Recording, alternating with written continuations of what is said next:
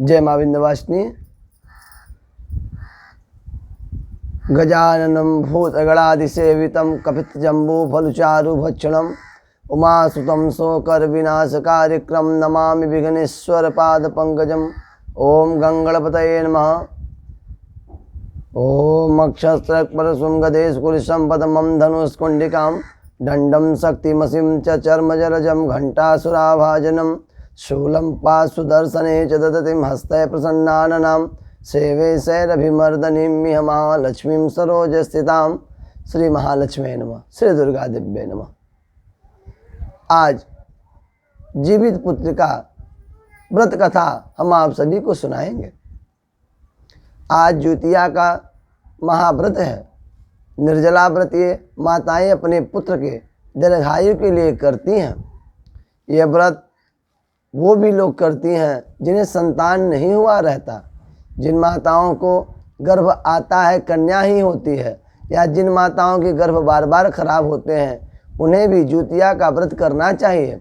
और जहाँ ज्योतिया पूजन हो वहाँ भीगे वस्त्र में खड़ा रहना चाहिए।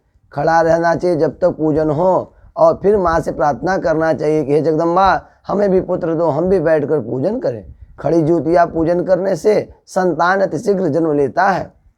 आइए आप सभी हाथ में पुष्प ले लें या चना ले लें और भगवान गरुण देवता की कृपा से पुत्र की दीर्घायु की कथा का सुनते हैं वर्णन। आइए ज्योतिया कथा सुनाते हैं आपको, आप सभी लोग ध्यान से सुनें। उससे पहले आपको बता दें कि कथा करने से पहले पूजन कैसे करा जाए। सर्वप्रथम अगर आप लोग गंगा जी के किनारे घाट पर पूजन करते हैं या गढ़ा बनाकर उसमें कुसा और सारी व्यवस्था कर करते हैं तो उसमें, अन्यथा अगर आप घर में करते हैं तो कैसे करें। घर में एक बर्तन रखें, उसमें कुसा रख दें, कुसे में एक गांठ बांधें जो जीमूत वाहन राजा के स्वरूप का होता है, और उसमें ऐपन का लेप लगाकर उसी में ज्योतिया और उसकी माला को रख दें। प्रथम गणेश पूजन करें, गौरी पूजन करें, फिर ज्योतिया कुंड का पूजन करें। गंध अक्षत पुष्प धूप दीप नैवेद्य चढ़ाकर पूजन कर लें, एक दीपक जलाकर रख दें। और अब कथा को सुनें। एक बार की कथा है। श्री सूतवाच, नर और नारायण को सरस्वती देवी तथा वेद व्यास जी को प्रणाम कर जय अर्थात शास्त्रानुसार शास्त्र पुराण कहें। श्री परमेश्वर की ब्रह्म वरुण इंद्र महादेव और सब देवता लोग सुंदर स्तोत्रों से स्तुति करते हैं, और जिस परमेश्वर का शिक्षा सूत्र व्याकरण निरुक्त ज्योतिष छंद इनके सहित वेदों द्वारा पदक्रम उपनिषदों द्वारा सामवेदी लोग गुणानुवाद करते हैं, और योगी लोग ध्यान करके मन में जिस परमेश्वर को देखते हैं और जिसके अंत को देवता और असुर ने भी नहीं जाना, उस परमेश्वर को हम सभी नमस्कार करते हैं। एक समय नैमिषारण्य नामक स्थान पर सभी ऋषिगण बैठे थे, और संसार के कल्याण के लिए वे सभी ने सूत जी महाराज से प्रश्न किया कि हे महाराज, कलयुग में बड़ा भयंकर कष्ट होगा। माताओं के सामने उनके पुत्र की मृत्यु होगी। क्या माताएं उनके सामने अपने संतान को मरते देख लेंगी? क्या उस पीड़ा का कोई निदान हो सकता है? क्या कोई ऐसा व्रत पूजन पाठ है जिससे पुत्र दीर्घायु होते हैं? सूत जी ने बोला,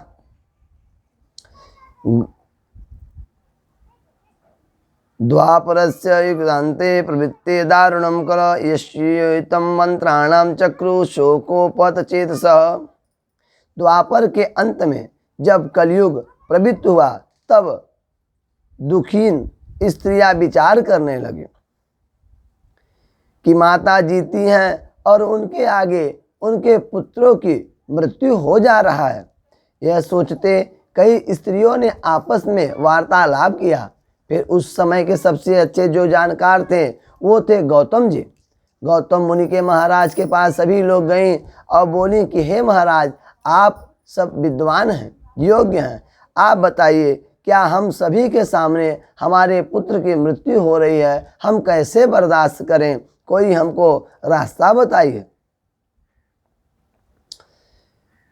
इस भयंकर समय में किस व्रत को करना चाहिए जिससे हमारे पुत्र जीवित और दीर्घायु हों।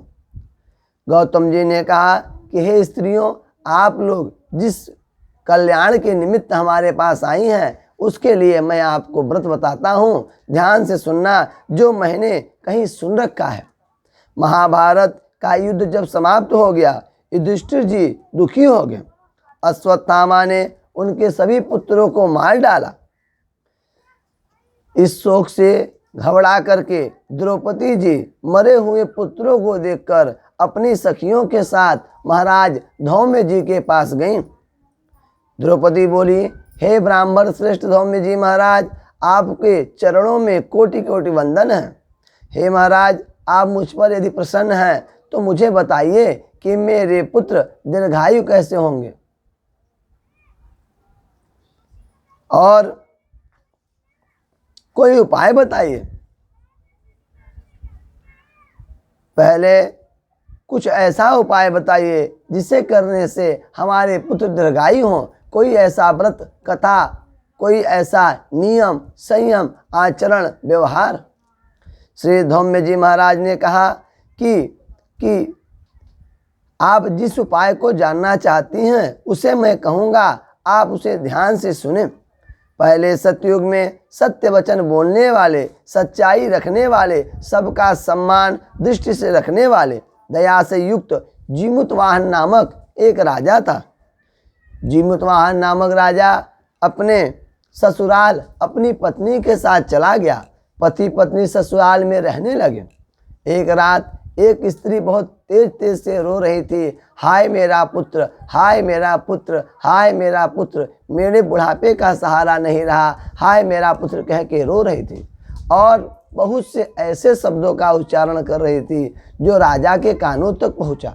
राजा को ये पीड़ा विदीर्ण कर दिया, बहुत आहत हुए और आधी रात को महल से निकलकर उस बूढ़ी माँ के पास गए कि हे माँ, क्या हुआ। माता ने कहा कि मैं क्या बताऊं, मुझे एक पुत्र है और गरुड़ हमारे गांव में आता है, प्रत्येक दिन एक इंसान को खाकर जाता है और कल मेरे पुत्र का नंबर है, उसे गरुड़ खा जाएगा तो बुढ़ाई में मेरा सहारा कौन बनेगा, मेरा मार्गदर्शन कौन करेगा। तब उस माता ने कहा कि आप मेरे पुत्र को बचाने का कोई उपाय करिए।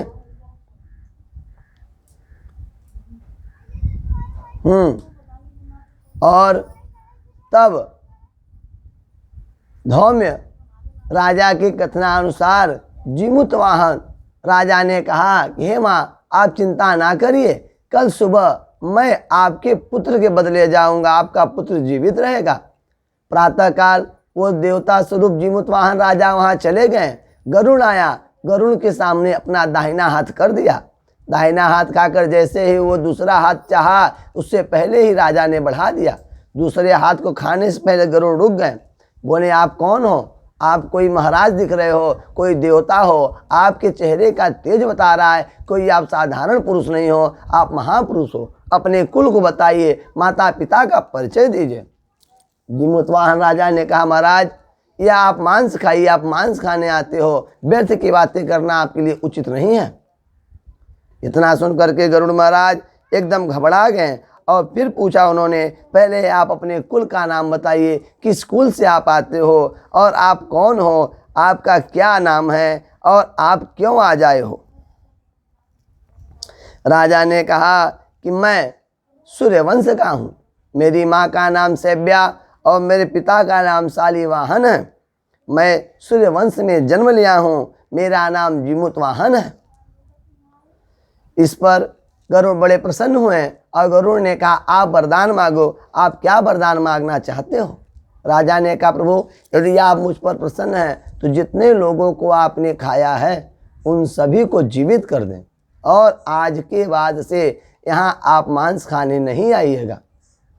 गरुड़नाग लोग गए, वहाँ से अमृत लाए, सबकी हड्डियों पे अमृत डालें, सब जीवित हो गए और उन्हें वरदान दिए कि मैं आपको ये वरदान देता हूँ कि आज की तिथि अश्वनी कृष्ण पक्ष अष्टमी की तिथि, जिस दिन आपने सभी पुत्रों को जीवित किया है, ये जीवित पुत्रिका व्रत के नाम से जाना जाएगा। और जो भी माता शुद्ध अष्टमी अर्थात उदया तिथि की अष्टमी का व्रत करेगी, निर्जला व्रत करके और नवमी में पारण करेगी, उनके पुत्र दीर्घकाल दीर्घ आयु रहेंगे। लेकिन ध्यान रखना, सप्तमी रहित अष्टमी व्रत जो माता करेगी वो उचित नहीं होगा। अष्टमी ही शुद्ध होना चाहिए, उसी दिन व्रत करना चाहिए।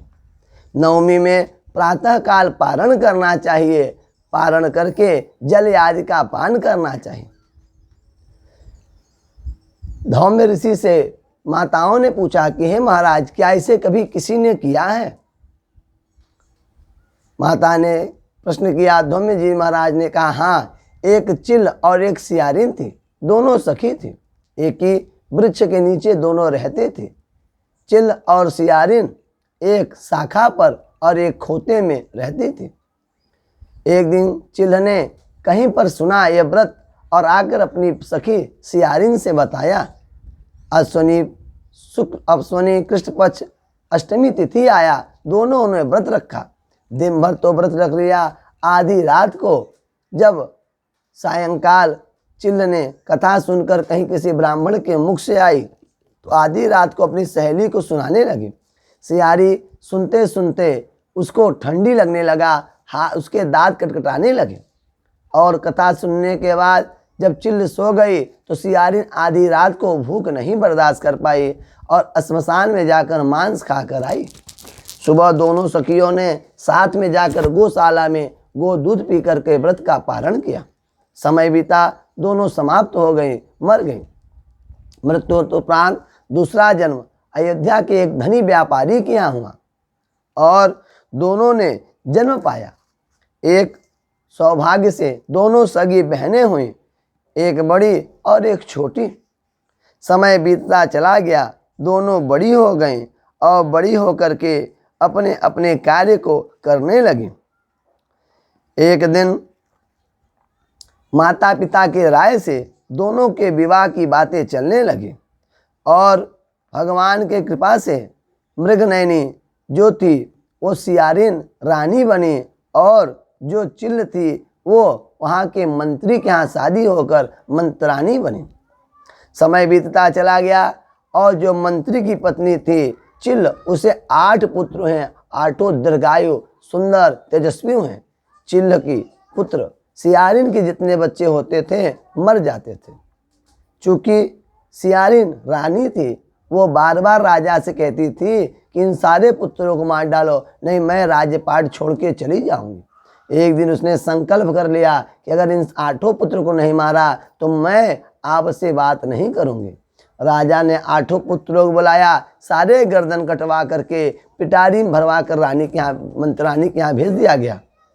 मंत्री की पत्नी ने जब देखा तो उसमें जहाँ पर गर्दन के बजाय सब पर सोना चांदी बेक कीमती उसमें उपहार थे।